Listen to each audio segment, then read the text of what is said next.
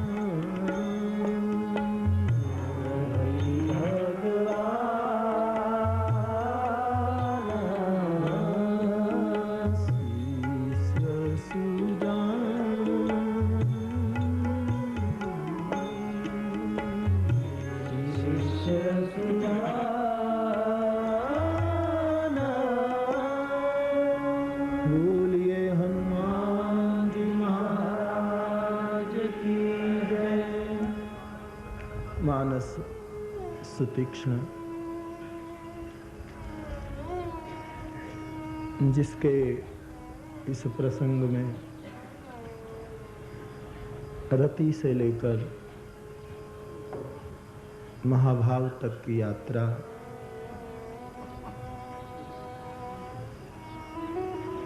दृष्टिगोचर होती है। कल हम कुछ चर्चा कर रहे थे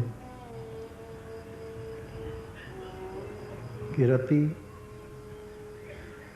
उल्लास को मिलकर प्रीति बन जाती है।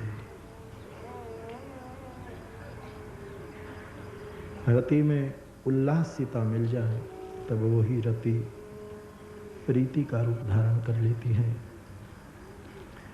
और ऐसी प्रीति जिसमें है उसके प्रतिकूल सभी तत्वों को हटा करके केवल जिसमें है उसी को ही देखती है, तब वो प्रेम हो जाता है। प्रेम फिर आगे जा जाकर प्रणय में परिवर्तित हो जाता है। और प्रेम जब प्रणय होता है तब मान समाप्त हो जाता है, सम्मान आदि सब सम्मान चला जाता है। और फिर ऐसे वो स्थिति आगे बढ़ती है तो कभी कभी उसमें मान निर्माण हो जाता है, जिसकी कल हम चर्चा कर रहे थे कि वो मान अभिमान नहीं है। जैसे व्रजगोपी को मान हो गया, मानिनी हो गई, और भगवान श्री कृष्ण अदृश्य हो गए।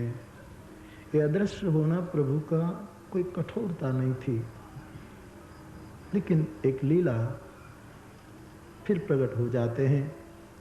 अभिमान तो उसको कहते हैं कि जो प्रभु को कभी भी प्रगटने न दे।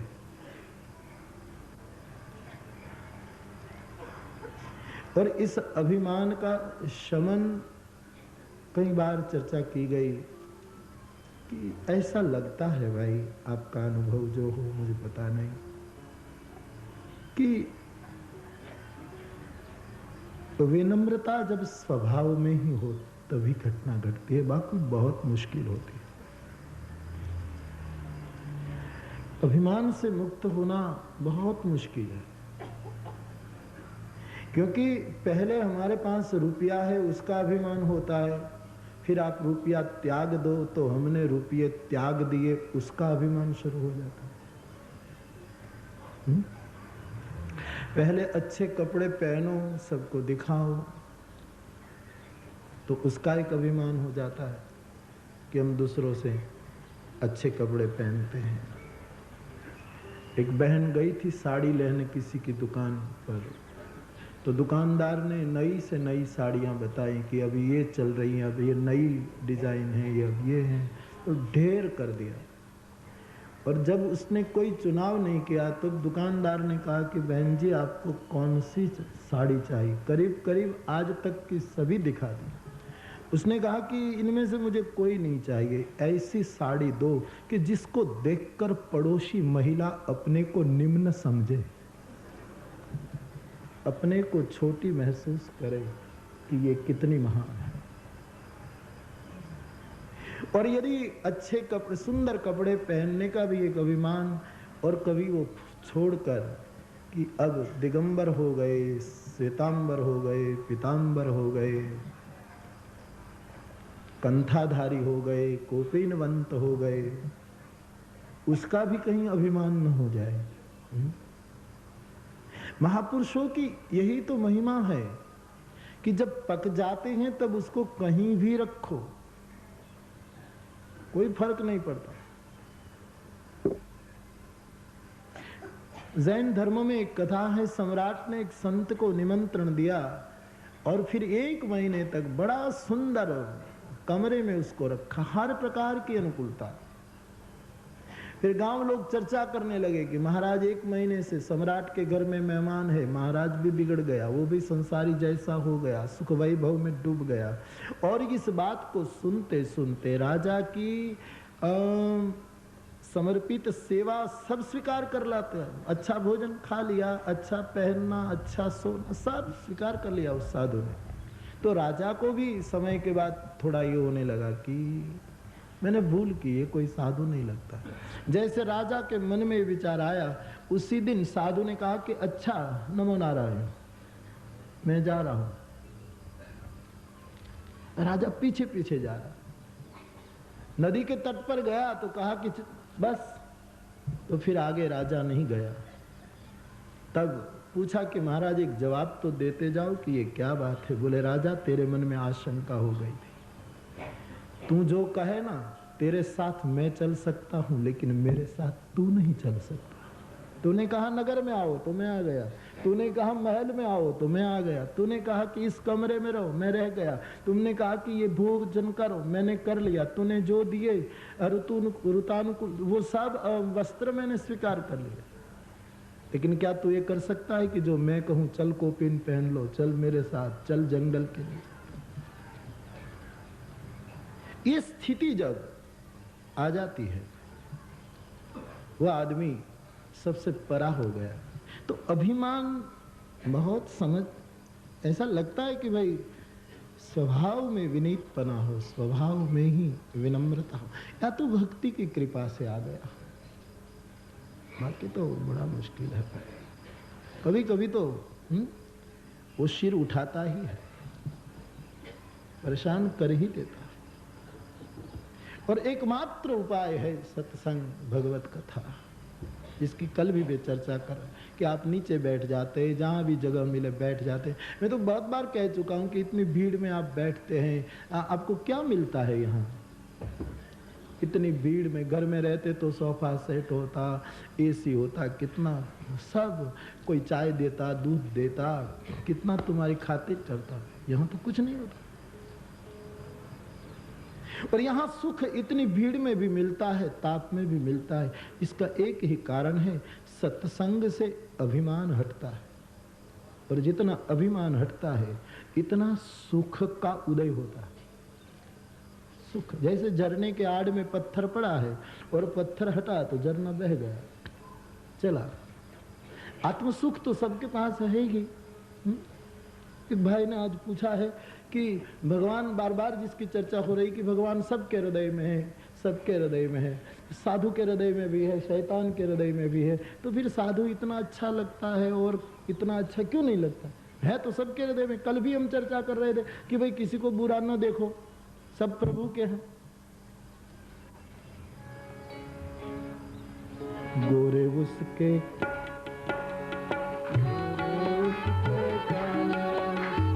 गोरे उसके काले उसके, गोरे उसके काले उसके, पूरब पश्चिम वाले उसके, पूरब पश्चिम वाले उसके, पूरब पश्चिम वाले उसके, पूरब पश्चिम वाले उसके, सब में उसी का रूप समाया, सब में उसी रूप समाया। कौन है अपना कौन पराया, सबको कर प्रणाम तुझको अल्लाह रखे, सबको कर प्रणाम तुझको अल्लाह रखे, दे दाता के नाम तुझको अल्लाह रखे, दाता के नाम तुझको अल्लाह तो सब में वो है, सब में उसका नूर है। जिम घटकोटी एक रवि चाई, जैसे 1 करोड़ घड़े रख दिए हैं पानी से भरे, सूरज एक ही है लेकिन सभी घड़े में दिखाई देते हैं। एक विदेशी श्रोता ने पूछा है कि बापू आप विदेशी कहते, देशी कहते, तो हम यहाँ आते हैं तो हम को लोग विदेशी कहते हैं, और विदेश में रहते हैं तो वहां लोग कहते हैं ये देशी है, तो हम तो कहीं के न रहे। अच्छा प्रश्न पूछे। यहाँ आप कहते हैं विदेशी, वहां के लोग कहते हैं ये देशी है। नहीं नहीं, मेरा विदेशी का अर्थ ये नहीं, मेरा विदेशी का अर्थ है आप विशेष रूप में देशी हैं, आप ज्यादा देशी हैं। यहाँ के देशी तो देशी हैं, यहाँ तो सत्संग सुलभ है, इसलिए उनकी देशीपना का कोई इतना बड़ा वो नहीं। लेकिन तुम वहां का धंधा कारोबार छोड़कर वृंदावन में आकर बैठ जाते हो, इसलिए तुम ज्यादा देशी हो। बाकी कौन फर्क है, ये तो बोल शब्द, क्योंकि तदपि कहे बिनु रहा न कोई, कहना पड़ता है, कोई कहे बिना रह नहीं सकता, और कहने के लिए भी फिर कोई न कोई शब्द का आश्रय लेना ही पड़ता, और शब्द कितना कह सकता है, उसकी सीमा है, इसलिए शब्द का आश्रय लेना। बाकी तो पूरब पश्चिम वाले उसके, पूरब पश्चिम वाले उसके, गोरे उसके काले उसके, गोरे उसके काले उसके, गोरे उसके काले उसके, गोरे उसके काले। क्या फर्क पड़ता है? ये तो ब्रह्मा जरा बूढ़ा हो गया तो बुद्धि का वो कुछ ऐसा तैसा हो गया, तो स्वयं पाकी रहा होगा। तो ब्रह्मा जी रोटी बना रहे थे, विनोद में लोगों ने कहा, तो इसमें एक रोटी जरा वेद के गुनगुनाने में रह गए तो बहुत जल गई, तो उसने अफ्रीका की ओर फेंक दी, काली हो गई तो वहां फेंक दी। और फिर ध्यान रखा कि अब वेद पाठ भी करे और रसोई भी ठीक करे, तो उसमें जल्दी कर दी कि जल न जाए, तो रोटी बिल्कुल कच्ची ही थी तो वो यूरोप की ओर फेंक दी। फिर ब्रह्मा ने सोचा कि भाई जुगपद निर्वाह करना चाहिए, भजन भी करें, भोजन भी करें, सब संभालना चाहिए, साधना भी, साधन भी। तो फिर तीसरी बार बहुत सम्यक रूप से काम किया, तो फिर रोटी बराबर पक्की, वो हिंदुस्तान की ओर फेंक दी। बाकी कौन फर्क है, एक ही ब्रह्मा की रचना है, कोई काले कोई गोरे। बाकी हिंदुस्तान के कुछ पके हैं, वो तो काले उसके, गोरे उसके काले उसके, पूरब पश्चिम वाले उसके, पूरब पश्चिम वाले उसके, सब में उसी का नूर समाया, सब में उसी का नूर समाया। कौन है अपना कौन पराया, तो कर प्रणाम सबको कर प्रणाम तुझको अल्लाह रखे। सिया राम मैं सब जग जानी, करहु प्रणाम जोड़ जुग पानी। सिया राम मैं सब जग जानी, करहु प्रणाम जोड़ जुग पानी। सबको कर प्रणाम तुझको अल्लाह रखे। सबको कर प्रणाम तुझको अल्लाह रखे। वेदाता के नाम तुझको, वेदाता के नाम तुझको अल्लाह रखे। तो फिर साधु में भगवान ज्यादा दिखाई देता है और बुरे लोगों में कम दिखाई देता। भगवान तो सब में है, तो फिर फर्क क्या? फर्क इतना है कि जो अच्छा जीवन नहीं जी रहे हैं उनके हृदय में भी भगवान तो है ही,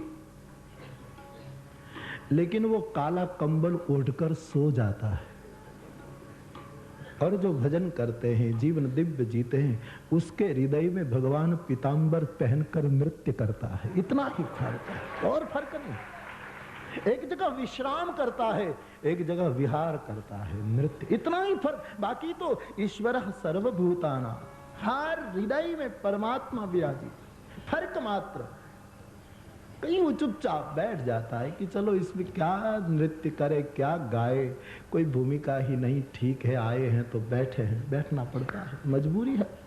लेकिन संतों के हृदय में, सदाचारी के हृदय में भगवान नृत्य करते रहते। ये वृंदावन धाम ऐसा है जहां नृत्य है भक्ति का और भगवान दोनों का, कहने का मेरा अभिप्राय।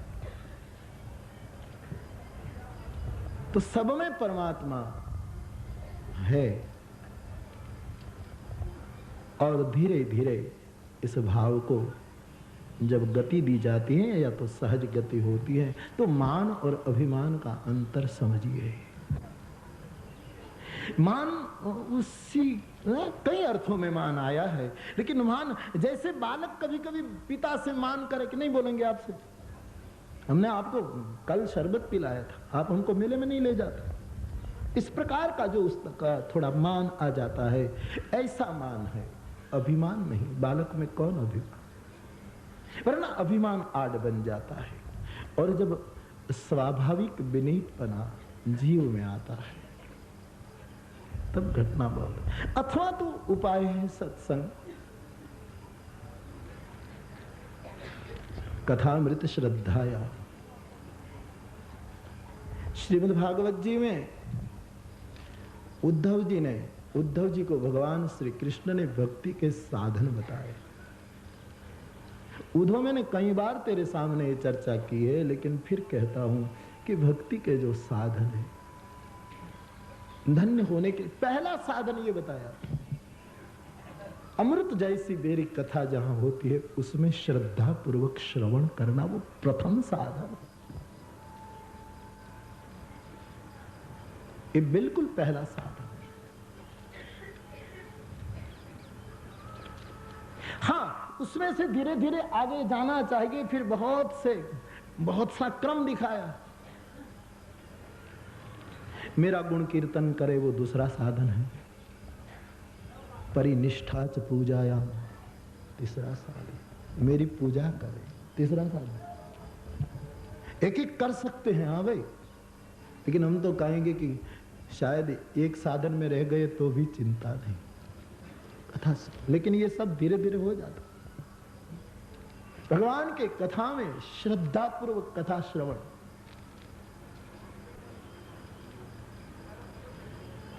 दूसरी बात है भगवान के गुण, शील, उनका कीर्तन, उनका गान करना,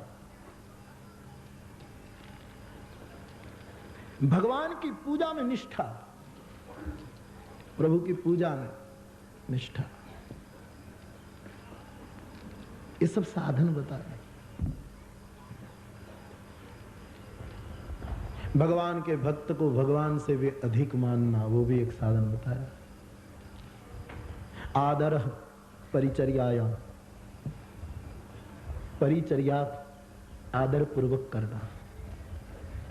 परिचर्या का अर्थ ये भी होता है, बहुत से आचार्यों ने उसकी बहुत लंबी चौड़ी व्याख्या की है। परिचर्या मानी जहां ठाकुर जी विराजते हो, इस मंदिर का एक पोता लेकर तुम साफ सुफ करो तो भी परिचर्या है। अरे भगवान बैठे हो वहां नहीं, तुम जहां बैठे हो इतनी जगह साफ करो भगवत भाव से तो भी परिचर्या हो जाएगी। तुम जहां हो इतना तो साफ करो, वो भी परिचर्या हो जाएगी।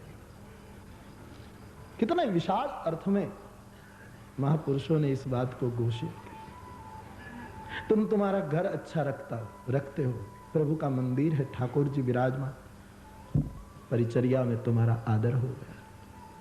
और आज हम लोग तीर्थों को भी स्वच्छ नहीं रख रहे हैं। बड़ी करुणता तो देखो। मैं हर जगह प्रार्थना किया करता हूं कि तीर्थ में रहने वालों को और तीर्थ में आने वालों को बहुत गंभीरता से इस बात का ख्याल करना चाहिए कि तीर्थ को गंदा न कर दिया जाए। कितनी गंदगी हम कर रहे हैं, कितने प्रदूषण हम फैला रहे हैं। श्री जमुना जी का तट, श्री वृंदावन की विधियां, हाँ फिर उसकी तो अद्भुत अलौकिक महिमा है, वो बिगड़ती नहीं है, लेकिन हमारा भी तो कोई दायित्व है। आदर परिचर्या।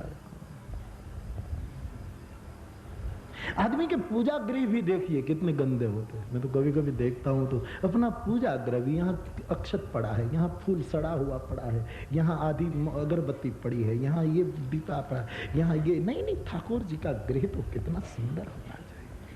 पूजा गृह जब केवल भावहीन कर्मकांड की प्रधानता हो जाती है तब लोगों को दूसरी बात नहीं ध्यान में आती। एक सामान्य अतिथि घर में आता है तो कितनी स्वच्छता अपेक्षित है, कितनी स्वच्छता चाहिए। साक्षात परमात्मा को विराजमान करना है तो विवेक से सोचना चाहिए। गणेश की पूजा होती है तो ये सब सड़े हुए फूल पड़े, ये दुर्वा पड़े, ये कुछ साफ हुआ नहीं, कुछ एक किया नहीं, कुछ एक किया नहीं, ये ठीक नहीं। और तुम क्या करते हो कि तुम्हारे देव मंदिर में भगवान भी इतने हैं कि सबको फूल, ये अच्छी बात है, इसका कोई मैं वो नहीं कर रहा हूं, लेकिन फिर तुम कहीं एक जगह फूल चढ़ाना भूल जाओगे तो फिर शंका होगी कि वो नाराज हो जाएंगे, तो तेरे पर वो नाराज हो जाए। तू उसको नाराज कर सके तो भी भगत है, तू तो उसको नाराज भी नहीं कर सकता।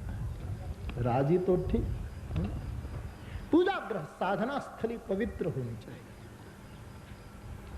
जरूरत हो इतने देव देवियां ठीक, बाकी कई लोग विदेश में तो मैं खास देखता हूं कि पूरा का पूरा कमरे भरे होते हैं, एक बैठने की बड़ी मुश्किल से जगह होती है। मैं पूछता हूं कि इसमें तुम क्या करते हो, इतने। अभी तो मैं एक माता जी का सब पूजा ले आया, वो डर रहे थे कि कैसे निकाले। मुझे क्या आपके पर भरोसा है, मेरा इष्ट देव है, मैं इतने को, लेकिन ये कोई भी पकड़वा देते हैं तो मैं लगा देती हूँ और अब हैरान हूँ कि क्या करूँ। मैंने कहा कि आप यदि हिम्मत हो तो किसी को दे दो या तो कहीं जल में आप। बोले डर लगता है, तो मैंने कहा बैग भर कर मुझे दे दो, मैं जमुना जी में तो मैं ले आया। कहने का मेरा अभिप्राय, मूल जितने भी रखो जरूर, इसमें कोई आपत्ति नहीं, लेकिन पूजा गृह स्वच्छ। तुम्हारा मंदिर ठीक है, यहाँ दूध छिड़का है, यहाँ ये छिड़का, यहाँ मक्खियां उड़ रही, यहाँ ये, और तुम्हारा बेडरूम तुम कितना अच्छा रखते हो। परिचर्या में आदर बहुत जरूरी है। अरे भगवान को छोड़ो, तुम जहां हो वहां भी गंदगी न करो, थूक न करो, पान की पिचकारियां न मारो, एक न करो, ये न करो। कितना वो लोग वो करते हैं।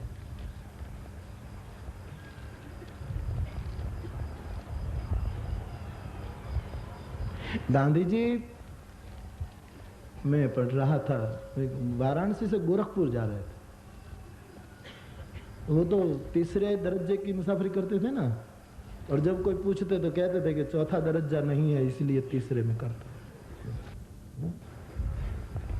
और आज लोग गांधी को गालियां देते। आज अखबार में एक अच्छी रिपोर्ट, किसी ने कहा है कि गांधी को हमने पहले गोली मारी, अब गाली मार रहे हैं।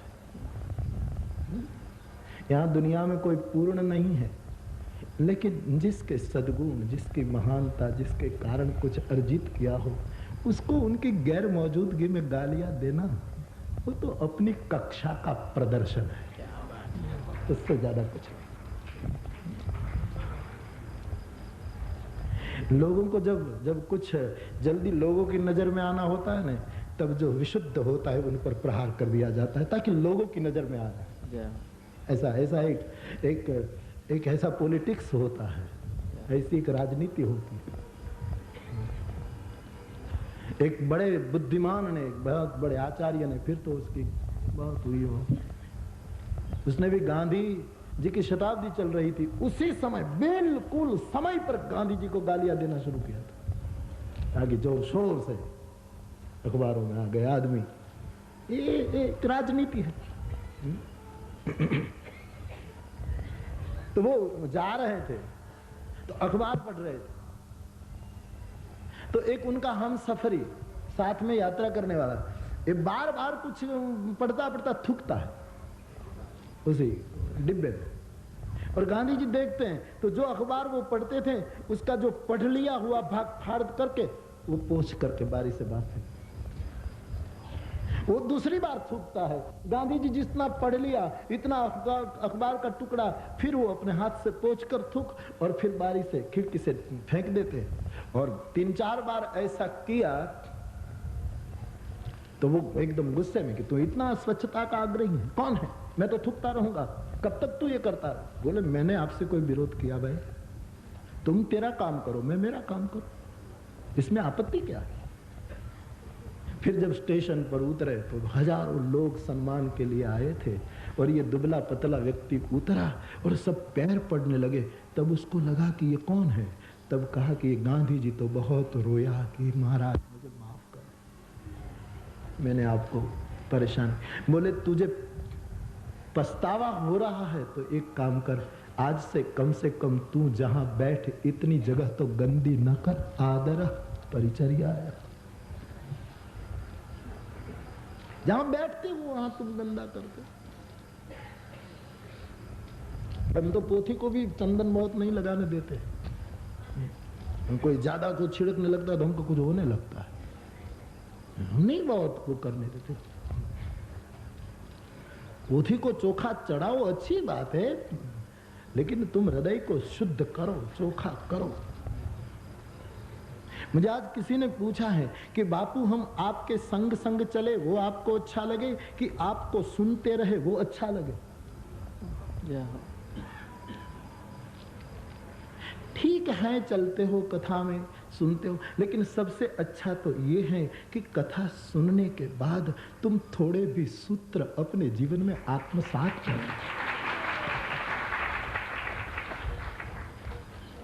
एक बेटा विदेश अमेरिका गया, फिर बाप ने गीता पढ़ाई थी, मानस पढ़ाया था, स्वाध्याय करता था, लेकिन वहां जाने के बाद इतना बिगड़ गया कि होटल में, क्लब में, जुआ में, कैसीनो में फला फला फला बिल्कुल बिलग हो गया। 6 महीने में तो पूरा बदल गया। उसके बाप की एक चिट्ठी गई तो मित्रों के साथ जुआ खेल रहा था, उसी समय उस चिट्ठी मिली तो चिट्ठी पढ़कर उनके आंख में आंसू आ गए। पिता की चिट्ठी आंखों पर, सीने पर लगाई, प्रणाम किया, पिता की याद आई और सब लोग पूछ रहे हैं कि किसकी चिट्ठी है? बोले मेरे पिताजी की, इसलिए आंख लगा रहा हूँ। लेकिन कुछ समय जरूर भाव जगा, फिर चिट्ठी रख करके फिर जुआ खेलने लगा। हम और तुम यही तो कहते हैं, पिता की चिट्ठी है गीता, ये सबके बाप का पत्र है, हमारे सबके बाप। उसको आंखें लगाते हैं, सिर पर लगाते हैं, प्रणाम करते हैं, लेकिन फिर रख कर जुआ खेल लेते हैं, फिर चले जाते हैं, फिर चले। इसमें बाप के पत्र का कोई आदर न हुआ। फिर शराब में चले जाते हैं, फिर निंदा कुथली में चले जाते हैं। संग चलो अच्छी बात है, सुनते रहो, जहां भी भगवत चरित्र किसी के श्रीमुख से निकलता हो सुनते रहो, लेकिन थोड़ा आत्मसात भी करो। जितना तुम कर पाओ ज्यादा आनंद आएगा। बाकी ये भी अच्छा साधन है कि श्रद्धा से कथा श्रवण करो, ये प्रथम साधन है उद्धव। कथा अमृत श्रद्धा से श्रवण करना अच्छा साधन। तो ये जो साधन सब बताए हैं उसमें ये मुझे बहुत अच्छा लगता है कि परिचर्या आदर पूर्वक करो। देखो वैष्णव क्या क्या करते हैं। ठाकुर जी के कितने सुंदर वो रखते हैं। देव मंदिर में तुम गंदगी करो ना, वो तुम्हारे स्वभाव का दर्शन होता है वहां कि तुम्हारा स्वभाव कैसा है, तुम कैसी विचारधारा में डूबे। भारत में बहुत जरूरत है तीर्थ कुछ अपने ढंग से।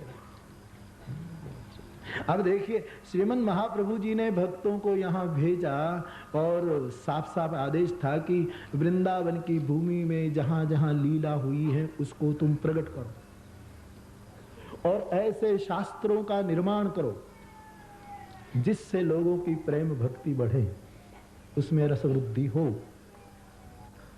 रूप सनातन गोपाल भट्ट आदि जिन जिन को भेजा गया है और सभी ने कोई न कोई स्वरूप, किसी ने राधा रमण को प्रकट किया, किसी ने राधा गोविंद को, किसी ने किसी को, किसी ने किसी को, सब और अद्भुत अद्भुत ग्रंथों की रचना की। वो कैसे हुआ होगा? सब भरा पड़ा है, लेकिन प्रकट कौन कर सकता है? जो ऐसा शुद्ध बुद्ध हो। हमसे नहीं प्रकट हो, सब पड़ा। तो पवित्रता, शुद्धता ये बहुत जरूरी है। इसलिए मैं कहता था कि हम पोथी को बहुत चंदन नहीं करने देते, बस थोड़ा लगा दो, हो गया, बस एक फूल रख दो, 2 फूल मार, ठीक है, बस ज्यादा क्या जरूरत। पोथी का रंग बदल देते हैं लोग छेड़ छेड़ करके। पोथी किस कलर की है, वो कलर बदल दिया। एक भाई तो मैं पहले, जब संगीत में कथा पहले कथा करता था, तो नया नया पोथी पूजा करने आया, तो उसने पोथी की और पोथी से कपड़े से हाथ पोंछ लिया। उसने एक ये नैपकिन रखा है, उसको गंदा करके फिर अपना हाथ मेरे पोथी से वस्त्र से हाथ पोंछ गया। मेरे भाई भाई मैं तो बहुत ठीक है, अपने अपने विचार होते, ठीक है, लेकिन बहुत फूल मालाएं भी। एक सुमन दे दो ना व्यास गादी को, एक खिला हुआ तुम्हारा पवित्र श्रद्धा से भरा मन दे दो व्यास गादी। इसकी वो नहीं है। देखो, जैन धर्म में एक अच्छा नियम है, वहां फूल की माला नहीं पहनाई जाती, वहां सूखड़ की माला पहनाई जाती। स्वामी रामतीर्थ तो कहते थे, कोई गुलाब का फूल तोड़ता है, कहते ए भाई रहने दे, उसको वहीं से बिलग मत कर, क्योंकि वो उनका जीवन है, उसके जीवन धारा तोड़। बोले मुझे शंकर को चढ़ाना है, बोले शंकर को ही चढ़ाना है तो एक गुलाब का फूल क्यों चढ़ाता है? संकल्प करके पूरा गुलाब का पौधा चढ़ा दे। रत्न कल्पित मां, ये व्यवस्था यदि है कि तुम कल्पना करके शिव को सुवर्ण आसन पर विराजित कर सकते हो, ये व्यवस्था है मानस पूजा में। और श्रीमद् वल्लभाचार्य महाप्रभु जी ने मानसी पूजा पर कितना बल दिया, अद्भुत बल दिया।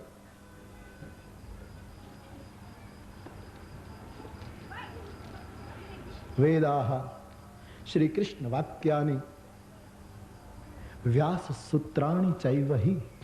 श्रीमद् वल्लभ महाप्रभु जी, समाधि भाषा व्यासस्य प्रमाणम तच्चतुष्टयम्।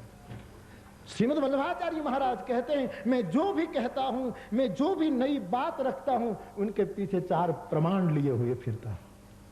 श्रीमद् वल्लभ की यह घोषणा है। पहला प्रमाण वेदाः, वेद प्रमाण। दूसरा प्रमाण श्री कृष्ण वाक्यानि, यानी भगवद गीता, जो कृष्ण के वचन है वो। तीसरा प्रमाण व्यास सूत्राणि, यानी ब्रह्म सूत्र आदि, उसका प्रमाण है। और चौथा प्रमाण समाधि भाषा व्यासस्य, श्रीमद् भागवत, व्यास की समाधि भाषा प्रमाणम तच्चतुष्टयम्। ये 4 प्रमाण से उसने प्रमाण सर जो मानसिक पूजा प्रतिपादित कर। स्वामी रामतीर्थ कहते हैं पूरा पौधा चढ़ा देना भाई। इसका मतलब ये नहीं कि भगवान को फूल न चढ़ाओ, जरूर श्रृंगार न करो, जरूर करो, लेकिन कुछ सीमा। फिर फूल कुछ ले जाए, फिर जहाँ था कोई उत्सव हो, उस उत्सव विशेष में ठीक है, बाकी हर समय फिर बाजार में से तुम तुलसी खरीद कर जो सायंकाल को तोड़ी है और उसको सुबह तुम दोने में रखकर मुरझा गई, वो ठाकुर जी को, अरे एक तुलसी दल लो, लेकिन नियम सर से सुबह तुलसी को प्रणाम करके तोड़ो। ये कोई पौधा थोड़ा है तुलसी, एक तुलसी दल से राजी हो जाता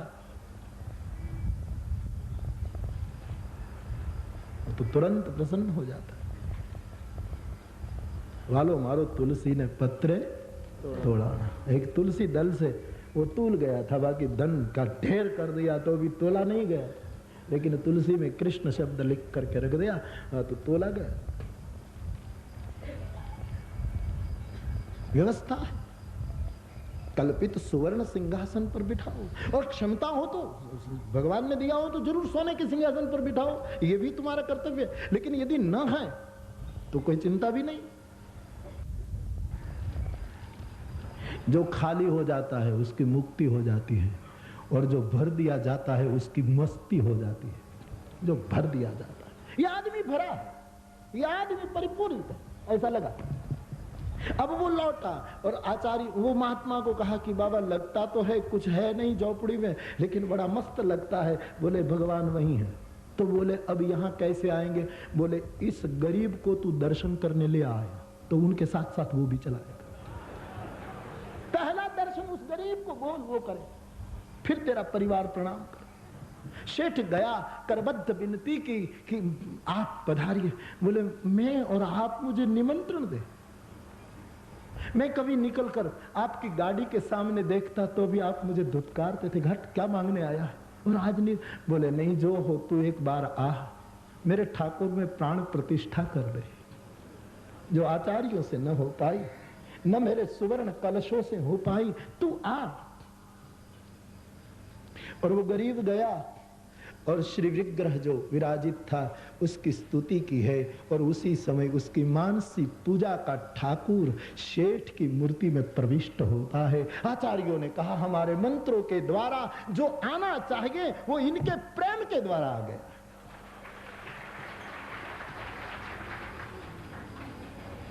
बहुत बड़ी पूर्व की सभ्यता ने व्यवस्था कर दी है कि तुम मानसिक पूजा करो। कल्पित रत्न आसन की यहां व्यवस्था है। कहने का मेरा अभिप्राय यह है मेरे भाई बहन, शुद्ध भाव से थोड़ा तुम्हारे पूजा गृह को बहुत वो रखो। भारतीयों के पूजा गृह तीर्थ स्थान, और इतना हर जगह हम जहाँ जाते हैं तो वहाँ विनम्र प्रार्थना किया करते कि तीर्थ निवासियों का भी दायित्व और तीर्थों में आने वालों का भी दायित्व है। आदर परिचर्याया, वो सेवा है। ये ठाकुर सेवा में गिनी जाएगी ये बात, ये होने लगे, ये भाव आने लगे, ये बहुत जरूरी है। तो अभिमान सत्संग से हटता है, और सत्संग भगवत कथा के समान सत्संग कौन है? इसलिए उद्धव जी को कहा गया कथामृत श्रद्धा से सुनो, ये पहला साधन ये बता। फिर उनका गुण कीर्तन करो, फिर पूजा में परिनिष्ठा आदि आदि, प्रभु को अभिवंदन, भगवान को प्रणाम, ये भी बताया। फिर परिचर्या में आदर आदि आदि लक्षण बताए हैं। और एक लक्षण ये बताया कि मेरे वैष्णव को मेरे से भी अधिक समझो, मेरे भक्त को मुझसे भी अधिक मानो, ये लक्षण बताया।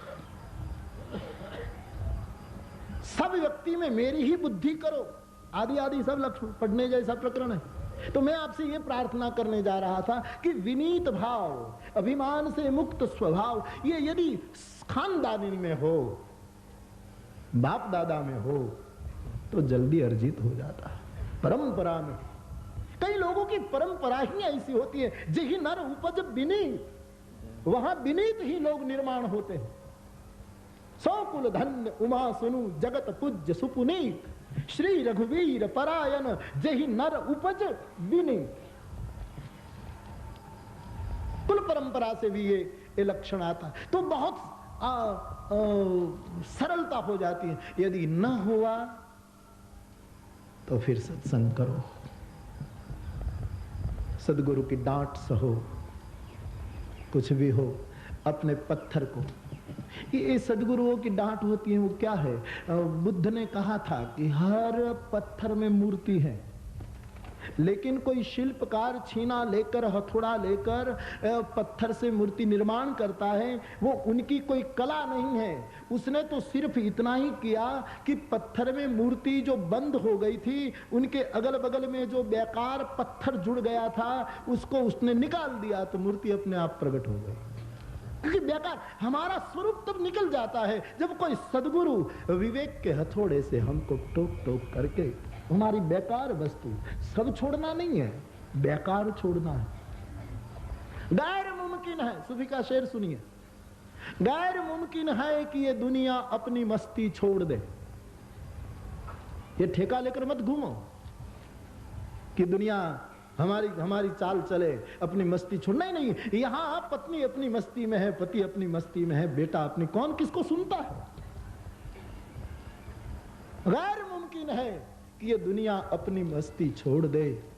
इसीलिए ऐ दिल तू बेकार बस्ती छोड़ दे। जो बेकार हैं, जो ज्यादा हैं, प्रतिकूले गृहम त्यजेत, जो बेकार है, जो जरूरी नहीं है, उसको छोड़। इसलिए ऐ दिल तू ये बेकार बस्ती छोड़ दे। तो वो जो बेकार वस्तु एक चट्टान में थी, उसको निकाल दिया किसी ने, तो मूर्ति प्रकट हो गई, बुद्ध प्रकट हो गए, महावीर प्रकट हो गए, शंकराचार्य महाराज प्रकट हो गए, रामकृष्ण प्रकट हो गए। ठीक, नया कौन कर सकता है? तो अभिमान जो बहुत बड़ी बाधा है, समस्त शोकदायक रामचरितमानस ने माना है, उस अभिमान स्वाभाविक रूप से न हो, कुल परंपरा में न हो, कोई ऐसी गुरु परंपरा में भी न हो। कहीं ऐसी गुरु परंपराएं होती है, उसमें आने वाले सब ऐसे ही दिखाई देते। देखो भाई, कोई व्यक्ति पूज्य दिखाई देना तब तक पूर्णता नहीं है, वो व्यक्ति तुमको प्रिय भी लगने लगे तब पूर्णता है।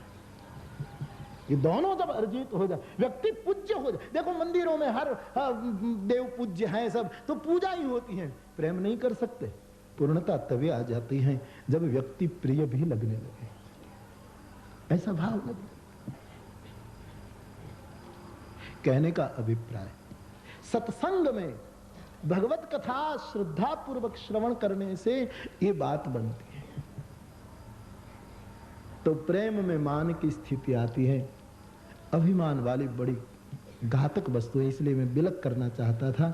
तो मान की स्थिति प्रेम में आ जाती है, और मान जब कुछ और अंगड़ाई ले लेता है, तब संत परंपरा कहती है कि जब बहुत बढ़ जाता है, बहुत एक इतनी तीव्रता में जाता है, तब वो स्नेह का रूप पकड़ लेता है, द्रवीभूत हो जाता है। द्रवीभूत व्यक्ति द्रवीभूत दो रीत से होते हैं।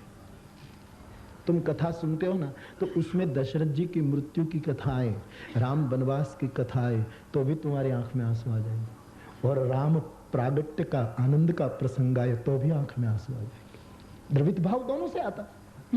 श्री कृष्ण ब्रज छोड़कर मथुरा चले जाए तो भी आंख में आंसू आए, और श्री कृष्ण रास रचे तो भी पुलकित हो जाए, तो भी रोमांच हो जाए। दोनों प्रकार से आते आंसू,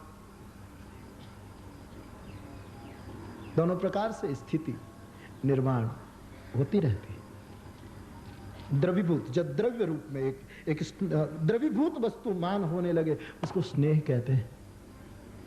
प्रवाहित हो जाए। लेकिन उस स्नेह में जब कभी छोटी सी भी स्पृहा मिल जाती है, तब वो राग बन जाता है। जब स्पृहा मिल जाती है छोटी सी, हम स्नेह कर रहे, बाप स्नेह करता है बेटे पर, फिर यदि उनको स्पृहा लग जाए, ये हो, तो वो स्नेह राग में परिवर्तित हो गया, राग हो गया। फिर राग इतना प्रबल हो जाए कि एक दूसरे के बिना रहा न जाए, तब वो राग अनुराग हो जाता है। तब अनुराग की ओर छलांग भर लेता है वो ही राग। और फिर उस अनुराग की तो बलिहारी है, क्या कहे। अंत में अनुराग में डूबा भक्त जब आकुल व्याकुल होने लगता है। मेरा अनुराग अर्पण करने की एक ही जगह है, कृष्ण एव गतिर्मम, श्री कृष्ण शरणम मम, एक ही। जब व्याकुलता आ जाती है, आकुलता आ जाती है, तब उसको महाभाव कहते हैं। सुतीक्ष्ण महाराज की यात्रा रति से लेकर महाभाव तक की यात्रा है, और इसमें कोई भी आ जाए हमारे लिए फायदा है। हा? फिर गति होगी। एक में जाओ तो धीरे धीरे, ये वन वे ट्रैफिक है, उसमें जाया जाता है, उसी रास्ते लौटा नहीं जाता। तुम गए तो गए, फिर आगे आगे जाना, और तुमको लौटना है तो भी जहां वो पूरा हो जाए फिर वहीं से मोड़ दो, बाकी उसी रास्ते से आपको जाना ही था। एक में गए, जैसे ये भागवत जी के साधन के कथा श्रद्धा में गए तो फिर गुण कीर्तन, फिर धीरे धीरे धीरे धीरे तुम आगे आगे चले जाओगे। और ऐसे इस भावों की भी ऐसे ही सीढ़ी है, आदमी चढ़ता जाए। हाथ में टॉर्च लेकर यात्रा करते हो तो आपको लगेगा कि ये 5 मील के अंधेरा से भरा रास्ता कैसे कटेगा। ये टार्च से तो 2 फीट ही प्रकाश होता है, लेकिन चिंता मत करो, तुम 2 फीट चलोगे तो प्रकाश 2 फीट आगे चल जाएगा। तुम्हारे हाथ में टार्च है, जैसे तुम आगे गए प्रकाश आगे आगे अगवानी लेगा और हमारी यात्रा सफल हो जाएगी। एक भाव से दूसरा दूसरा दूसरा। और कोई भाव में निराश, हाँ ठीक है, जरूर दूसरे को भाव देख करके ईर्ष्या न करे, लेकिन अपने दुर्भाग्य का वो जरूर कि हम में ऐसा भाव क्यों नहीं आता है। ये आदमी आज के सूत्र में कभी आगे जाता है, कभी पीछे जाता है। कौन मैं कहाँ, उसको पता नहीं रहता है सुतीक्ष्ण को, मैं कहाँ हूं, मैं क्या कर रहा हूं। कभी भगवान को गा लेता है, कभी रोता है, कभी नृत्य करता है। कैसी स्थिति में है, भाव मिश्रित स्थिति में, कभी उन्माद में है, कभी प्रलाप में है, कभी व्याधि में है। न जाने एक साथ कितनी दशाएं उनके उमड़ घुमड़ रही हैं।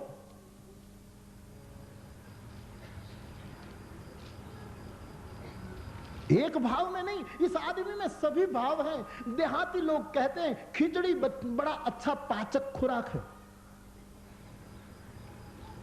चावल बहुत अच्छा है, चावल पाचक है। लेकिन जिसको डायबिटीज हो जाती है उसको मना कर देते हैं डॉक्टर कि चावल मत खाओ, थूली का चावल बनाकर खाओ, दूसरा खाओ, चावल मत खाओ। केवल चावल कभी कभी शुगर बढ़ा देता है, लेकिन चावल और मूंग मिला करके या तो उसना कुछ कर लगा करके कोई खिचड़ी बना देता है तो बहुत पाचक है। कर्माबाई की खिचड़ी गोपाल को बहुत प्रिय लगी। इसे भावों की खिचड़ी, कभी प्रलाप, कभी विलाप, कभी उन्माद, कभी व्याधि, कभी लालसा, कभी अभिलाष, कभी स्मरण, कभी गुण कथन। एक अच्छा एक खुराक बन रहा है। और इस खिचड़ी को खाने के लिए भगवान वृक्ष के नीचे से देख रहा है कि सुतीक्ष्ण कब भोग लगाए। भगवान वृक्ष के पीछे छिपे। बड़ा पूरा प्रसंग तो नहीं होगा भाई, और मैं करना भी नहीं चाहता।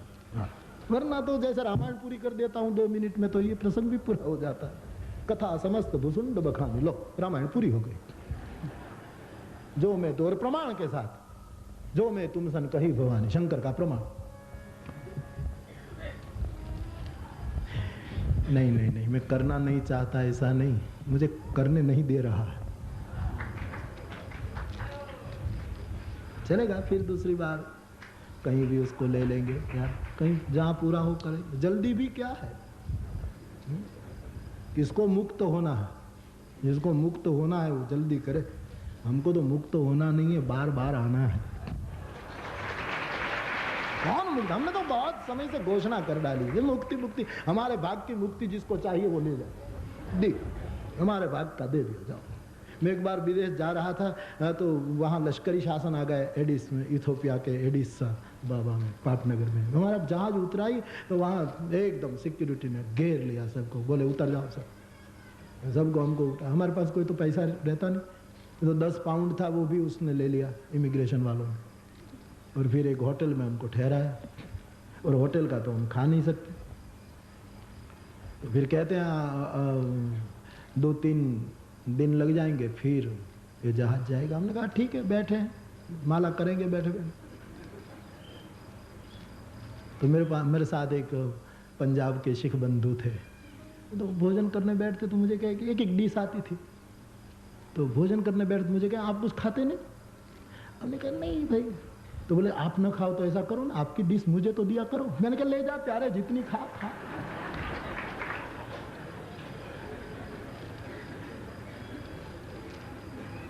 कई लोग बहुत खाते हैं, उनको तो चक्कर आता है कि कैसे खाया जाए।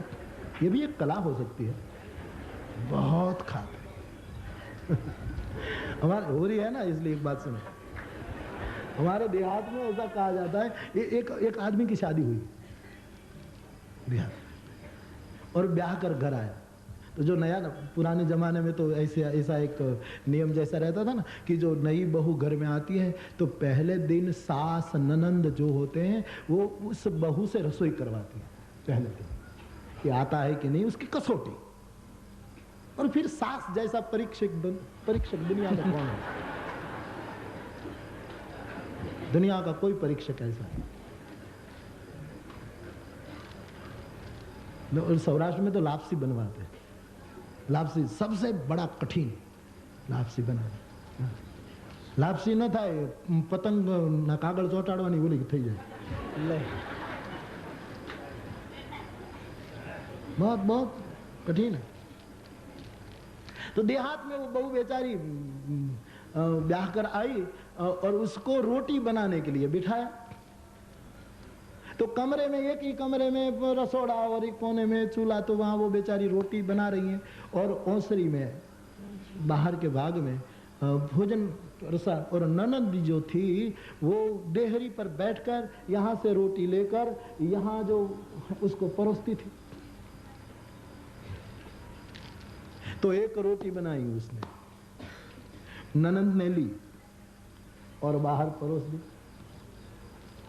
2-3 मिनट में दूसरी रोटी बनाई, ननद ने ली, परोसी।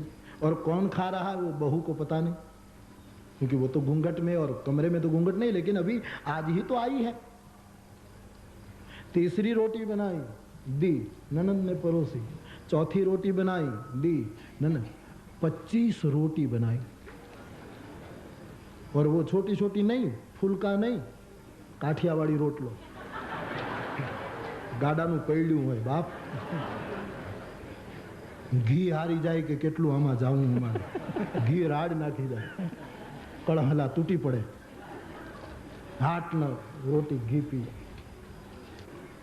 રામ રાઘવ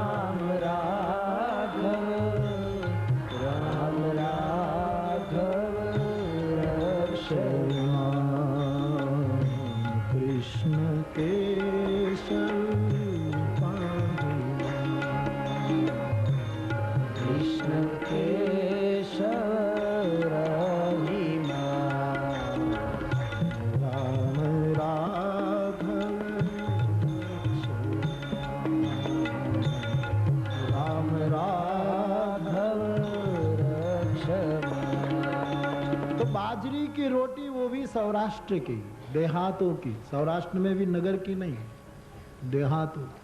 देहातों में भी नेहड़ा नहीं, बहुत बड़ी होती है रोटी, बड़ी जाड़ी होती है, बहुत अच्छी होती है। कितना ही घी पी जाए, माखण ना पींडा राड नाखी जाए, पीगड़ी पानी थी जाए ऊपर रखो, इतनी बड़ी रोटी। कई लोग दूसरे के घर भोजन करने जाते हैं ना, तो चूरमा होता है ना, तो उसको कड्डा बना देते हैं, ज्यादा घी पड़े इसलिए। एक आदमी के घर एक आदमी भोजन करता था तो इतना गड्ढा बनाया, तो यजमान ने कहा कि तुम्हारे घरे તમે આવડા ખાડા કરો છો, इतने बड़े बड़े खड्डे करते हो घर में। इस गड्ढे में तो मैं समाधि लूं तो हो, घी तो नहीं पूरा होगा, इसमें तो मैं बैठ जाऊं तो हो सकता है। तो 25 रोटी बनाई नई बहू ने और यहां से देती है, ननंद लेकर बाहर जो भोजन कर रहा है और स्वाभाविक 25 रोटी और वो भी इतनी बड़ी बड़ी खा गया। तो 26वीं रोटी के समय इस नई बहू ने जो अभी आज ही आई है उसने ननंद को पूछा कि बहन बाहर कौन भोजन कर रहा है? बोले मेरा भैया कर रहा है। उनका पति जो अभी ब्याह कर, मेरा भैया कर रहा है। तुम्हारा भैया इतना खा रहा है। उसी समय इस बहू ने अपने हाथ धो डाले और कहा कि तेरा भैया वो मेरा भी भैया। इतना रोज खाएगा मैं तो मर ही जाऊंगी। हाँ, तेरा भैया वो मेरा भी भैया। मैं अब रक्षाबंधन के दिन आऊंगी हाथ में राखी बांधने के लिए। हाथ तुरंत धो डाले, तफावत इधर फेंक कर निकली और जाकर उसका ओवाना लिया को वीरा गणू जी वो कहे कि तू, अरे तू बोला बस तू मारो भाई मैं तेरी बहन। 25 रोटी खाता है एक समय मैं मर जाऊं।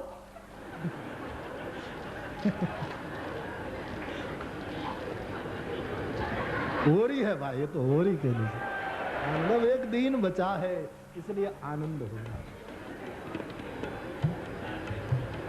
क्या दशा हुई वर्रा, मैंने तो वर्रा जो हाँभ रहे ये बेचारा का क्या, उसकी स्थिति क्या हुई?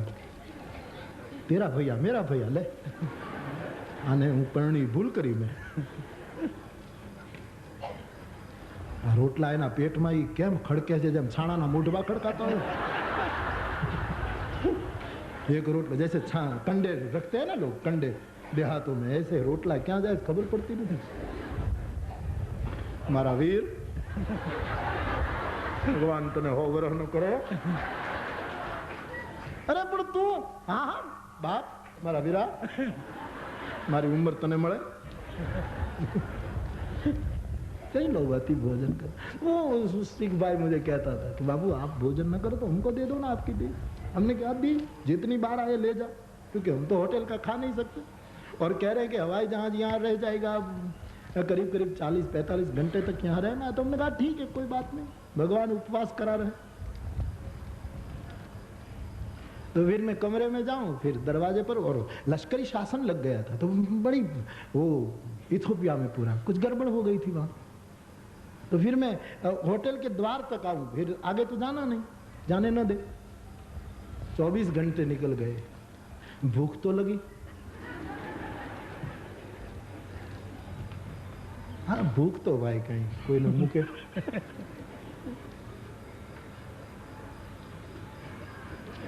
हमारे साहित्यकार लोग कहते हैं भूख लगे वो अच्छा है, लेकिन भूख आवे वो अच्छा नहीं। भूख लग जाए तो तंदुरुस्ती की निशान, लेकिन भूख आए घर में वो जरा भी अच्छा नहीं। लगे अच्छा है, आए अच्छी नहीं। फिर हम माला करते रहते, देखते रहते वो सब तमाशा। लेकिन मन में इतना तो जरूर हुआ कि कथा कहने जा रहे हैं, हे हरि ये क्या कसौटी कर रहा है। इतने में मैं घूम रहा था, करीब 30 घंटे के बाद एक गाड़ी निकली। उस गाड़ी में कोई गुजराती दंपति और कर्फ्यू में पास वाली गाड़ी वो निकली। तो वो मेरी काली शॉल देख गई, तो उसको लगा कि ये तो काली शॉल तो ये है।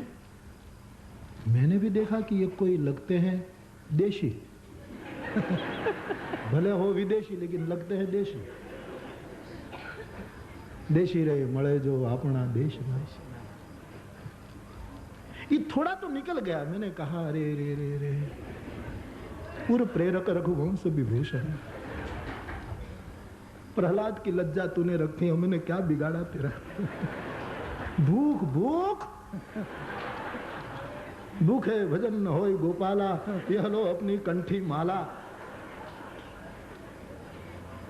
और गाड़ी रुकी। मैंने कहा वाह वाह, द्रौपदी ना तीर पूरा ही आयो अपना માટે।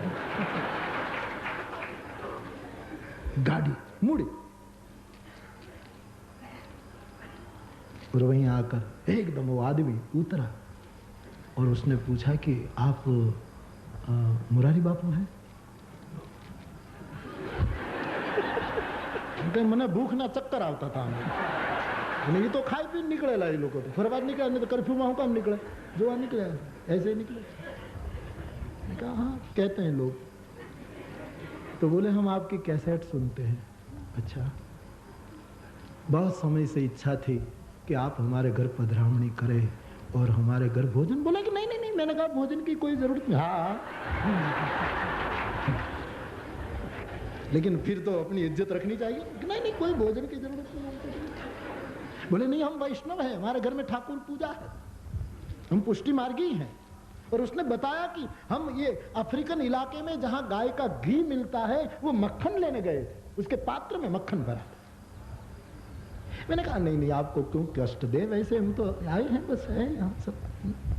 बोले नहीं नहीं हमारे घर का आप हाथ से बनाते हो। तो अरे हमने कहा हाथ से क्या हार डाला भूखने हाथ में क्या बात करो हम तू બે ત્રણ વખત આગ્રહ કરો એટલે તારું કામ થઈ જાય, મારું કામ થઈ જાય। 2-3 बार और आग्रह करो बस, मन में बोल रहा था। तो फिर आप हमारे घर आओ ना, ठाकुर जी का प्रसाद पाओ। मैंने कहा आप वैष्णव है, आपका भाव है। मैंने कहा लेकिन हमारा प्लेन यहाँ उतार दिया गया है, फिर कब आए फिर चुक। बोले नहीं नहीं हमारी जान पहचान है, हम घंटे घंटे टेलीफोन करते रहे, आप हमारे घर। मैंने कहा आपको कष्ट होगा। बोले नहीं नहीं अरे हम तो कितना। फिर मैंने कहा तो ठीक चलो चलो थोड़ा आपका प्रेम है तो थोड़ा थोड़ा ले लो। फिर हम गए, उसने फिर भोजन बनाया। तब मेरा गंगा जल का व्रत नहीं था, तो उसी समय फिर साथ पाया। तो मैं आपसे ये कह रहा था कि वो सरदार जी भैया जो मेरे साथ थे वो बोले आप नहीं खाते हैं होटल में, तो फिर वो आपकी डिश हमको दे दो, बेकार क्यों छोड़ दो। हमने कहा जितना ले दो। इसलिए हम कहते हैं कि हमारे भाग की मुक्ति चाहिए वो ले जाए, हमको मुक्त नहीं होना है, बार बार आना है। भवे भवे तथा भक्ति पादयोस तव जायते, जन्म जन्म रति राम पद यह वरदान न आन। जन्म जन्म भगवान की भक्ति हो। उनका वो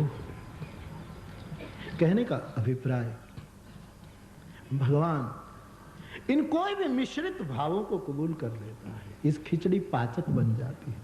सुतीक्ष्ण न जाने कितने भावों से इधर उधर कर्माबाई की खिचड़ी।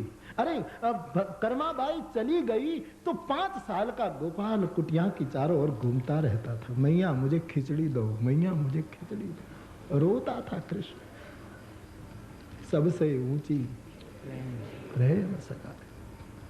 कहने का अभिप्राय तो ये महाभाव तक की याद। एक थोड़ा चले तो फिर दूसरा में, फिर तीसरे में आदमी चला जाता है। सब में से कोई भी हो तो भी एक बहुत बड़ा। तो भगवान की कथामृत में श्रद्धा भक्ति का जो साधन श्री उद्धव को बताया, ऐसे धीरे धीरे धीरे धीरे गति कहां तक पहुंच जाती है। तो सुतीक्ष्ण महाराज रति से लेकर महाभाव तक पहुंच जाते हैं। कभी इस भाव में कभी इस भाव में। वो सुतीक्ष्ण सोच रहे हैं आज मेरे नेत्र सफल होंगे, भगवान का भवमोचन विग्रह देख करके आज मेरे नेत्र सुफल हो जाएंगे। सुतीक्ष्ण का सुत कोई है सुफल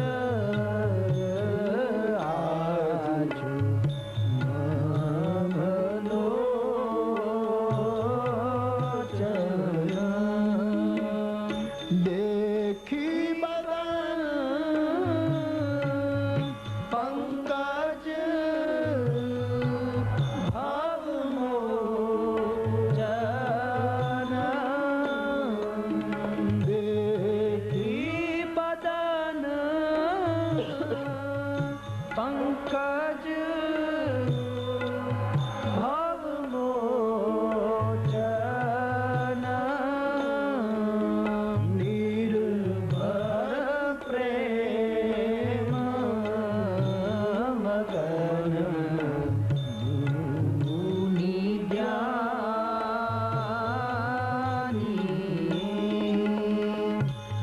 कही न जाई सो दशा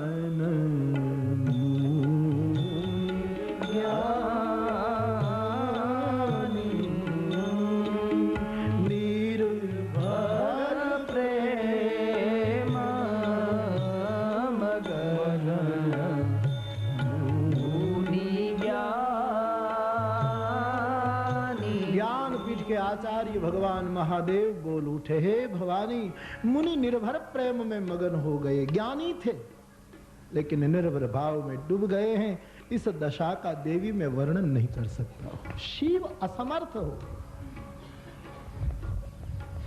और प्रेम दशा का वर्णन शिव ज्यादा जानते हैं।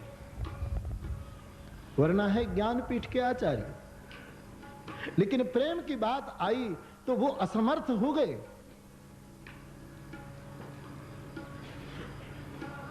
ज्ञान में प्रेम ना आए तब तक कुछ कुछ वो लगता है। फिर अपनी अपनी धारणा है। लेकिन साबुन से मैल निकलता है तभी जब जल का सहयोग हो। घिस घिस करके साबुन, हो सकता है कपड़े का रंग बदल जाए, हो सकता है कपड़े का कुछ आकार बदल जाए, लेकिन पूर्णतः जब जल मिल जाए, भक्ति जल है, जल ही जीवन है।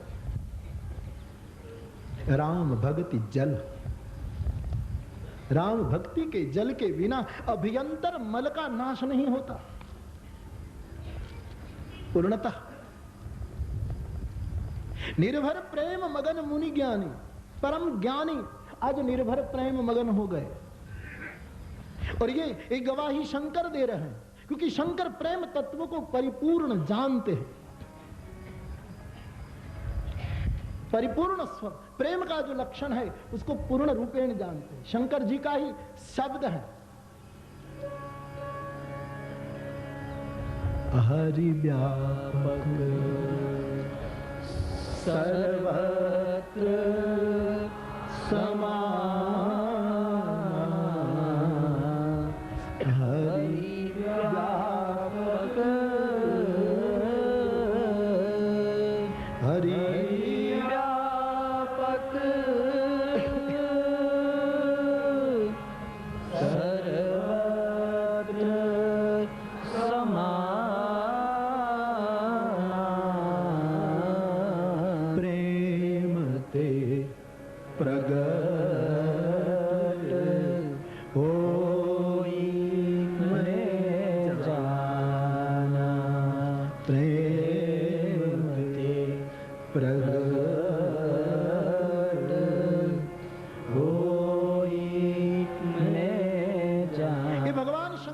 वचन है कि भगवान व्यापक हैं समान रूप में, लेकिन वो प्रेम से ही प्रकट किया जा सकता है। लेकिन मानस में एक और भी स्पष्टता है कि प्रेम से ही प्रभु प्रकट होता है, लेकिन प्रेम के भी तो कई वो है। इसमें कौन सा प्रेम भगवान को प्रकट करता है? भगत प्रेम बस सगुण सोई। संत का प्रेम, भक्त का प्रेम, वैष्णवी प्रेम उनको प्रकट कर देता। तो प्रेम से श्री हरि प्रकट होते हैं। इस तत्व को परम ज्ञानी भगवान शिव जानते हैं, इसलिए यहां शिव की गवाही है। कहीं न जाई सो दशा निर्भर प्रेम मगन मुनि क्या सोहन राम प्रेम बीनु ज्ञान। सोहन राम प्रेम बीनु ज्ञान। करण धार बीनु जिनि जल जानु करण धार जल जानु। जैसे कर्णधार के बिना जहाज, वैसे प्रेम के बिना ज्ञान, गोस्वामी जी कहते हैं। तो ज्ञानी महाराज, परम ज्ञानी सुतीक्ष्ण जी कितने बड़े श्रोता हैं शास्त्रों के। वशिष्ठ जी के कितने बड़े श्रोता माने गए ये सुतीक्ष्ण महाराज, बहुत ज्ञानी है, लेकिन आज निर्भर प्रेम मगन। और शंकर जी तुरंत बोल गए संबोधन भी ज्ञानपीठ के। और शंकर जी रामचरितमानस में जहां भी प्रेम की चर्चा आती है तुरंत बोल पड़ते हैं बीच में। बार बार प्रभु चाही उठा, प्रमाण देखिए, बार बार बार प्रभु चाही उठा, लेकिन प्रेम मगन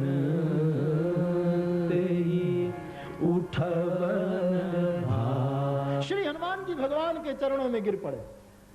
और ऐसे गिरे तो बार बार रघुनाथ जी उठाना चाहते हैं, लेकिन प्रेम मगन हनुमान जी उठ नहीं रहे। कैसी चित्त दृश्य कैसा था? प्रभु कर पंकज कपि के सीसा, प्रभु के पंकज, प्रभु कर पंकज कपि के सीसा, सुमिरी सोदसा मगन गौरी सा, सुमिरी सोदसा मगन गौरी। हनुमान जी के सिर पर रघुनाथ जी का हाथ है। इस दशा का वर्णन करते कैलाशपति महादेव मगन हो गए, कथा रुक गई। पार्वती ने 2-3 बार कहा कि महाराज कथा रुकी है, अब बोलिए। सावधान मन करी पुनि संकर, सावधान सावधान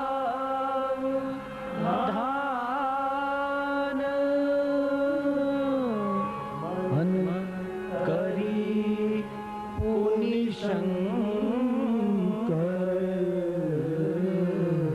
लागे कहत कथा अति सुंदर, लागे कहत कथा अति सुंदर। श्री हनुमान जी प्रेम मगन हुए और इस दृश्य को देखकर गौरीश भी एकदम मगन हो गए, दशा उसमें डूब गए हैं। और फिर सावधान मन करना पड़ा, फिर आगे कथा कहने। तो जहां भी प्रेम की बात आती है शिव का वचन आ ही जाता है मानस में। शिव तुरंत ज्ञानपीठ से उसको प्रतिपादित करते हैं कि ज्ञान को प्रेम चाहिए। शंकरावतार हनुमान करहु कृपा प्रभु अस सुनि काना, करहु कृपा करहु कृपा प्रभु अस सुनि काना, तो निर्भर प्रेम मगन हनुमाना, निर्भर प्रेम मगन हनुमाना। आशीष दिन राम प्रिय जाना, हो तात बल सील निधाना। हनुमान जी को जब जानकी जी आशीर्वाद दे रही हैं, प्रसन्न हुई कपि की वाणी सुनकर और आशीर्वाद देने लगी। और देते देते जब जगदम्बा ने ये कहा कि रघुनाथ जी तुझ पर बहुत कृपा करेंगे, सुनते ही शंकरावतार निर्भर प्रेम मगन मुनि ज्ञान हनुमाना निर्भर प्रेम में डूब गए। उत्तरकांड में बेटा प्रमाण है। सुनु शिवा 100 सुख बचन मनते बिन न जान जो पावे, राजीव लोचन श्रवण जल।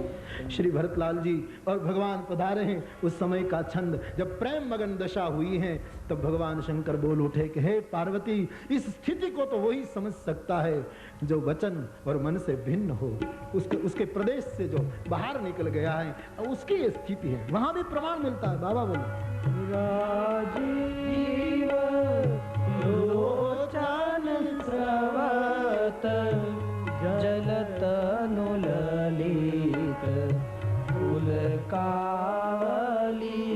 बनी, लो प्रेम लोचन श्रवण जलतन ललित पुलकावली बनी, अति प्रेम हृदय लगाय अनुजहि मिले प्रभु त्रिभुवन धनी, अति प्रेम हृदय लगाय अनुजहि मिले प्रभु त्रिभुवन कहीं, प्रभु मिलत अनुजहि सोह मोहि जाति नहीं उपमा कही, प्रभु मिलत अनुजहि सोह मोहि जाति नहीं उपमा कही। भगवान शंकर कहते हैं भरत जी और राम जी मिल रहे हैं, उसको मैं उपमा नहीं दे सकता हूँ, मेरे पास कोई उपमा नहीं है कि मैं उसको क्या। और फिर आखिर में बहुत कोशिश के बाद ये शब्द लगा, जनु प्रेम अरु श्रृंगार तनु धरि मिले बर सुषमा लही, जनु प्रेम अरु श्रृंगार तनु धरि मिले बर सुषमा लही। शंकर भगवान कहते हैं देवी आज ऐसा लग रहा है कि प्रेम और श्रृंगार मिल रहे हैं, एक श्रृंगार और एक प्रेम दोनों मिल रहे हैं, बाकी उपमा देना मेरे लिए कठिन है। और बाबा आगे बोले, बुझत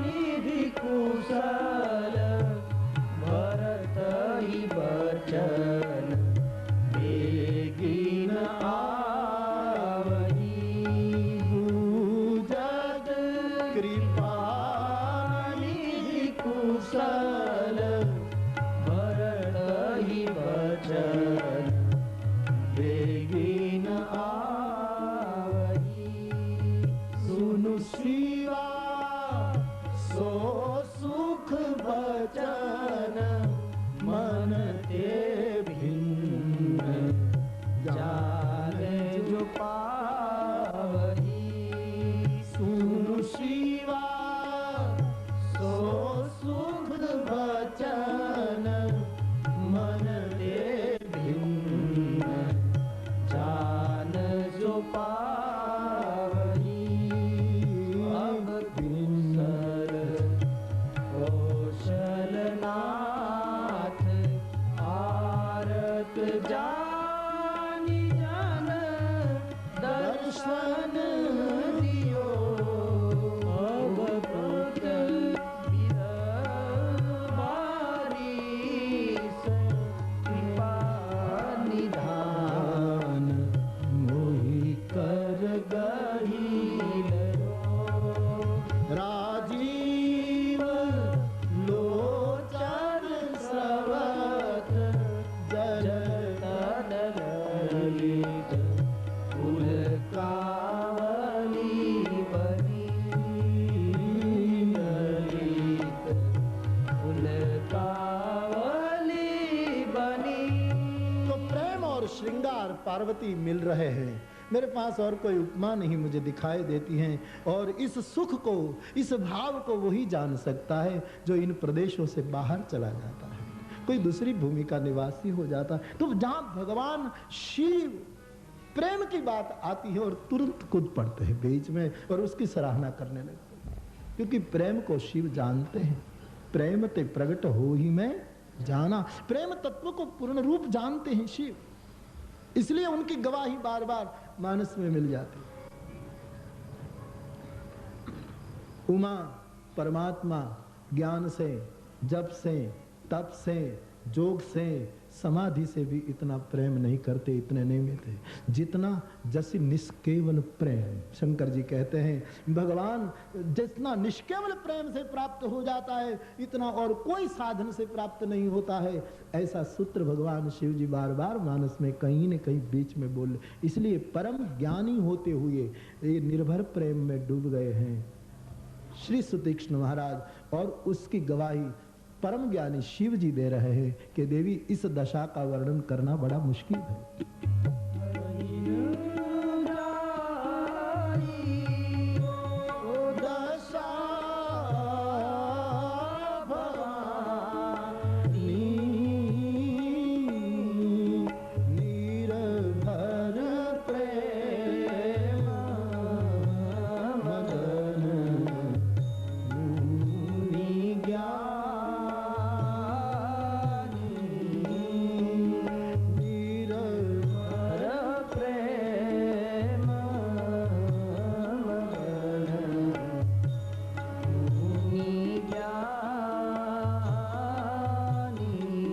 बाबा बोले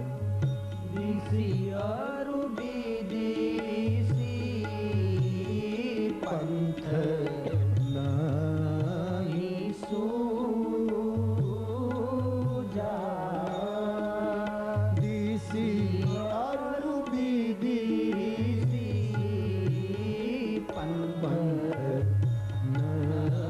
पंथ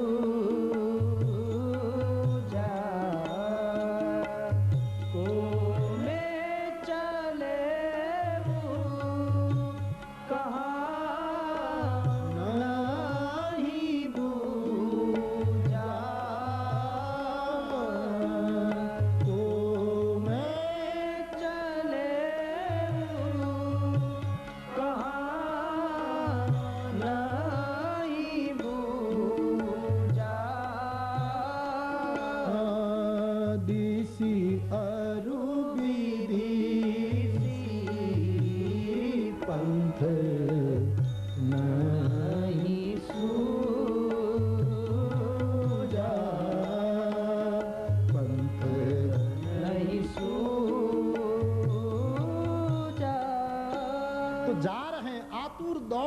सुतीक्ष्ण महाराज उनकी दशा प्रेम निर्भर प्रेम मगन हो गए हैं, दशा का वर्णन नहीं हो रहा है। शिव जी ने कहा और फिर आगे शिव जी बोलने लगे कि ऐसी स्थिति में सुतीक्ष्ण जी हैं कि उसको न दिशा का पता रहा, न दो दिशा के बीच में जो कौन होता है, अग्नि कौन, फला कौन, विदिशी का अर्थ है कोना, जो दो दिशाओं के बीच में जो कौन होता है वो दोनों में न दिशा दिखाई दी, न दिशाओं के कोने दिखाई दी, न पंथ दिखाई दिया।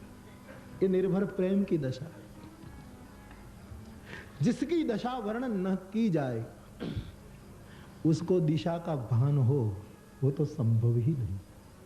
जहां शिव असमर्थ है कहीं न जाए सो दशा भवानी, तो स्वाभाविक सिद्ध हो गया कि सुतीक्ष्ण महाराज को कोई दिशा का कोई पता नहीं है और दिशा कहीं भी कोई उसको ठिकाना नहीं। जहां भी जा रहे हैं बस अपनी दशा को साथ लिए जा रहे। किस दिशा में निकले थे तो थोड़ी सावधानी का आतुर मनोरथ करते हुए, लेकिन अब घटना ऐसी हो गई निर्भर प्रेम में कि अब कुछ पता न रहा। और शायद घटना तब घटती है कि जब व्यक्ति को कोई दिशा का पता न रहे, कोई पंथ प्रथा का पता न रहे, कौन पंथ कौन प्रथा। अब तो ऐसे ही दौड़े, और ऐसी स्थिति में जब भक्त दौड़ता है तब भक्त को पंथ निर्माण नहीं करना पड़ता, आने के लिए उसको पंथ निश्चित करना होता है कि मैं किस रास्ते से जाऊं, क्योंकि जहां से वो आता है उसी रास्ते से मुझे जाना पड़ेगा। तो प्रभु निर्णय करेंगे उस समय। न दिशा दिखाई दी। अथवा तो फिर जिस दिशा में जाओ ऐसी दशा हो जाए तब वो सब हरि की दशा है।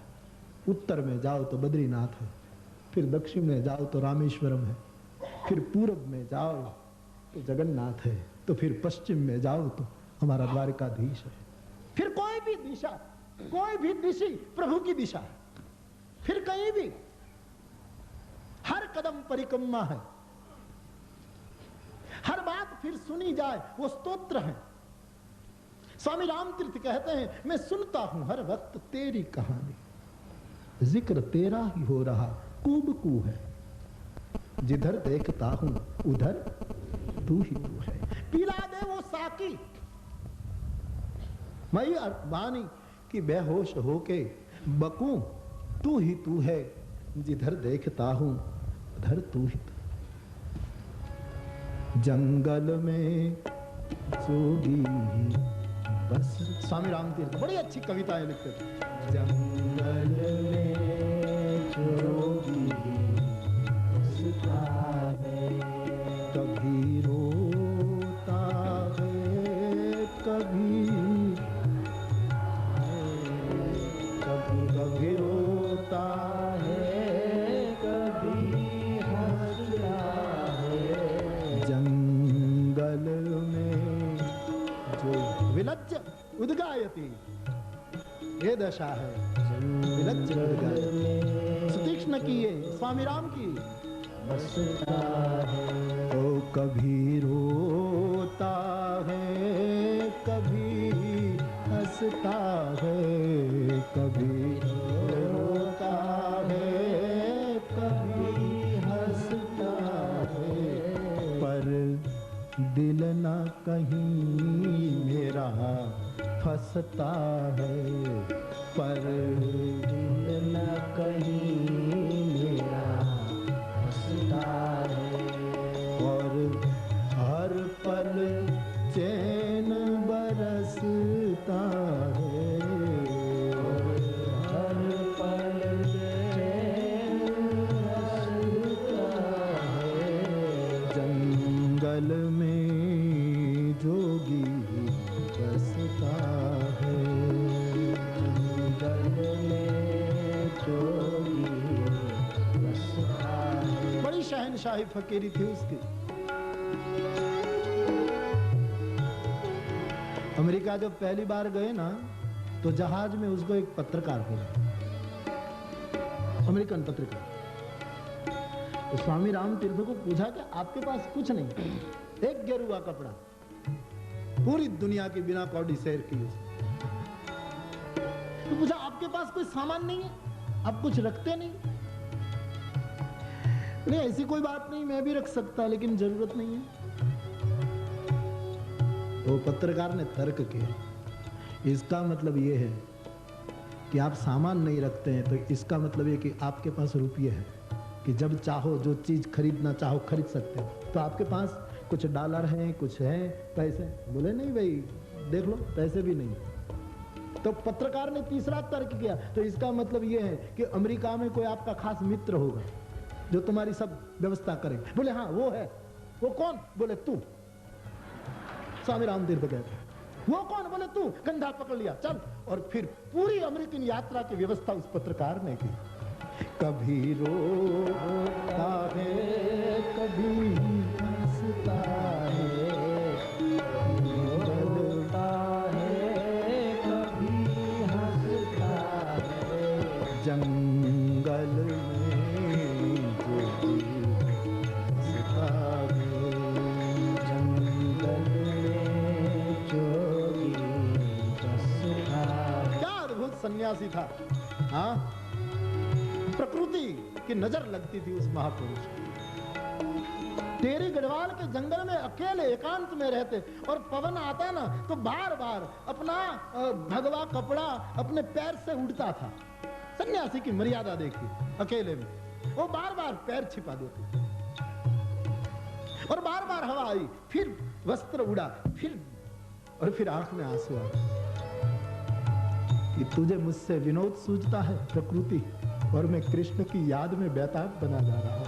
और तू मुझे विनोद, मेरी उपवास कर रही, बार बार अपने चरण को। कभी रोता है, कभी हंसता। मुझे बादल स्नान कराते हैं, मुझे बादल स्नान कराते हैं, और पंछी रिश्ते सुनाते हैं। सब पंछी गीत सुनाते हैं, सब वृक्ष रिश्ते नाते हैं, सब वृक्ष रिश्ते नाते हैं। जंगल में जोगी बसता है, कभी रोता है, कभी हंसता है। जंगल में जोगी बसता है। शहनशाहिता कहते हैं मुझे बादल स्नान कराते हैं, ये पंखी मुझे गीत, शहनशाह के गीत पक्षी गाते हैं, और ये सब वृक्ष है मेरे रिश्ते नाते, उनके साथ मेरा संबंध। ये देह मेरा देवालय है और आत्म मेरा शिवालय है। ये मेरा मंदिर है और आत्मा मेरा शिवालय। बड़ी मधुर फकीर जा रहे थे, एक गेरुआ कपड़ा और दौड़े जा रहे थे, बड़ा भक्त हृदय। तो एक साग का वृक्ष था, उसके वृक्ष की एक शाखा में उसका एकमात्र भगवा कपड़ा था, वो रह गया, उलझ गया, फंस गया, और वो दौड़े जा रहे थे, निकल गए दिगंबर। तो कोई सामने मिला, नारायण स्वामी जी, नारायण। बोले आपका कपड़ा, आप दिगंबर हो गए, इस वृक्ष में आपका कपड़ा रह गया। बोले नहीं नहीं नहीं, आपके पास आंख नहीं है, मेरा कपड़ा कोई नहीं ले सकता। ये वृक्ष की शाखा ने नहीं लिया, तो कि वृक्ष से भगवान निकला और उसको मुझे मिलना है, तो एक कपड़ा व्यवधान न हो जाए, इसलिए उसने शाखा रूपी हाथ से वस्त्र ले लिया, क्योंकि अब वो मुझे मिलना चाहते हैं। दो दिल मिले तब कपड़ा भगवा भी कहीं आड़ न बन जाए, इसलिए इसको खींच लिया है, उसको आवरण रहित किया है। इसलिए महावीर स्वामी के जीवन में भी ऐसा है, कपड़े उसने गिराए नहीं थे, गिर गए थे, और गिर जाए वो बड़ी बड़ी दिव्य अवस्था है। छूट जाए, पत्ता टूटा डार से, जैसे पका पीला पत्ता गिर जाता है, तो बड़ी एक मधुर मस्ती थी। तारे गिन गिन रैन बिताई, पर भी शाम न आए, एक गवालन याद में तेरी, नैन में नीर बहाए। आज का सत्संग यानी राम कथा का सत्संग यहाँ विराम लेने जा। कल इस 9 दिवसीय अनुष्ठान का, इस सत्र का विराम दिन है, तो कल का जैसा कार्यक्रम होगा यहाँ से घोषित किया जाएगा। लेकिन आज यहाँ से आप उठें और आरती हो इससे पूर्व।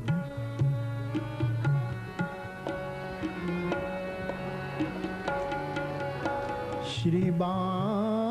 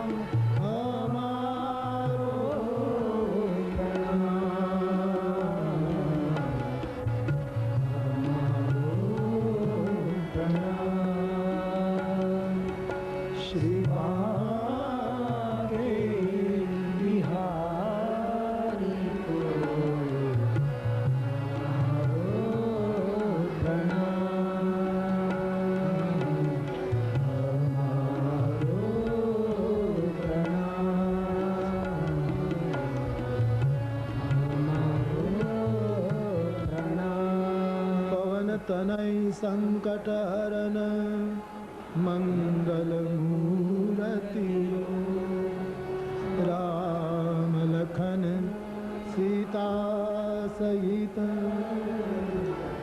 हृदय बसहु सुरहु।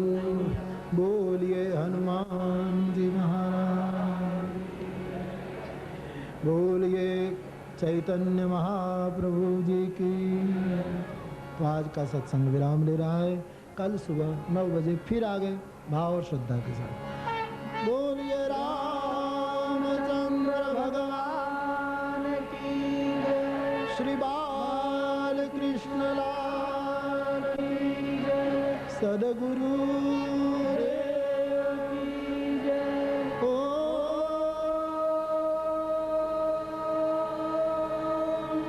नमः पार्वती पतये।